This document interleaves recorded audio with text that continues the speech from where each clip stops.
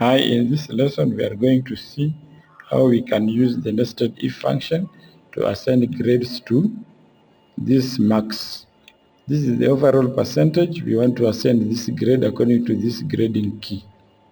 So what are we going to do is to make sure that we use nested if function to give us the grade, because if you do it manually it is very difficult to do, especially if you have a class of 200, 300 or 1,000 students. You cannot simply do it manually by looking at the marks and giving the grade.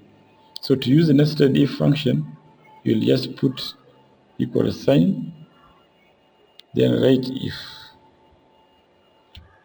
Then you'll go and double click the if and click the first marks. Then you look at this lower limit of this upper range. So the lower limit is 8. So I will write here greater or equal to 80. Then put comma. Then put this grade in double quotation mark like this. Then put comma. Then now we want to move to the next range. The lower limit is 60. The lower limit is 60. I will do another if. Double click if. Then click I can just write C3,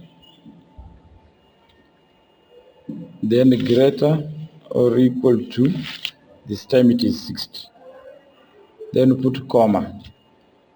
60 and above it is B, so I will just put B in double quotation mark. Then put comma. Then I will go to this lower limit, which is 50. 50 and above. So I will write again if function, double click it, then C3 greater or equal to,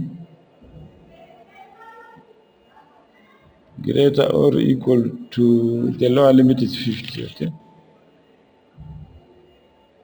And the grade is C in double quotation mark. Since there is only one remaining grade, which is F, I will just put it directly, F. Then I will close the number of open bracket. This is bracket 1, 2, 3. So I will close it 3 times. 1, 2, 3, and press enter. So when I click here and drag down, the grades are applied according to the grading key. Go ahead and try this. Thank you for watching. Bye.